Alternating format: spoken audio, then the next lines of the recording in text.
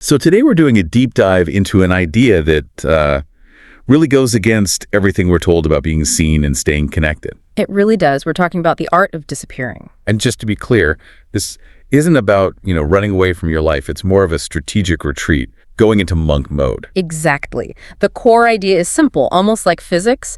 You can't get a new result if you're swimming in the same noise, seeing the same people, thinking the same thoughts. To really change, you have to cut the influence. You have to. And there's some pretty powerful historical evidence for this. I was just thinking of the Elon Musk story from The Source. Mm-hmm.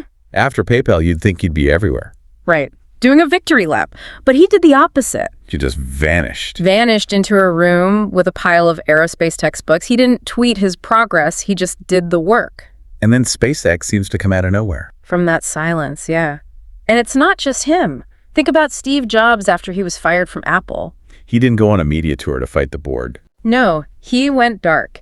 He built Pixar and NXT in relative isolation and then came back so successful he was undeniable. But to do that, to truly isolate yourself, Yeah. the motivation has to be on another level. It can't just be like, I'd like to make a bit more money. Oh, absolutely not. The source is very clear on this. The why has to be obsessive, almost a survival thing. Because the loneliness will get to you otherwise. It will. And if the goal is flimsy, you'll quit the second it gets boring.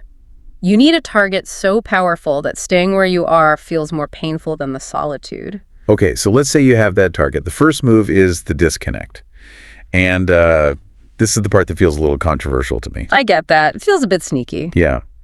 It suggests telling people vague things like work is crazy or dealing with family stuff just to get them off your back. Or are you just burning bridges? Look, it's not about lying. It's about protecting your mental space. Think about it. What happens when you announce a big plan? Everyone has questions. How's it going? When's it done? Exactly. It's noise. It creates this pressure for external validation before you've even earned it. A vague excuse it shuts down the conversation. And buys you silence. It does. So now you're in the room, like Musk. The next step is to follow a plan blindly. I can see you raising an eyebrow at blindly. I am. We always talk about critical thinking here. Just blindly following something feels wrong. In any other situation, I'd agree. But in this specific context, critical thinking can be a trap. It's decision fatigue. Okay, explain that. If you wake up every day asking, is this the right plan? Should I change it?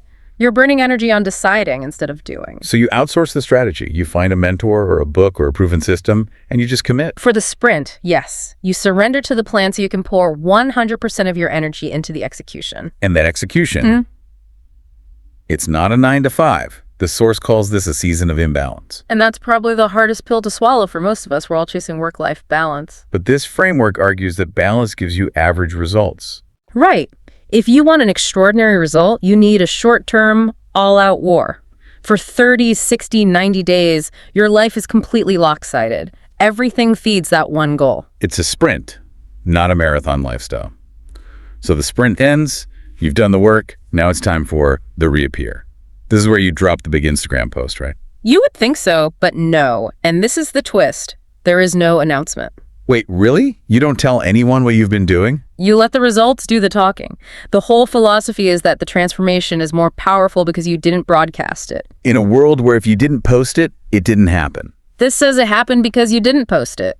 The validation isn't the applause. It's the internal discipline you built, the new skill, the finished book. That's the only statement you need. That is a heavy concept. It shifts everything from external validation to the self. It really makes you ask the question, what's that big project you've been delaying because you're caught up in the noise of everyday life? And what could you actually create if you just gave yourself permission to go silent for, say, 3 months? Maybe the ultimate power isn't being seen everywhere. Maybe it's having the discipline to disappear until you're ready to show up on a completely different level.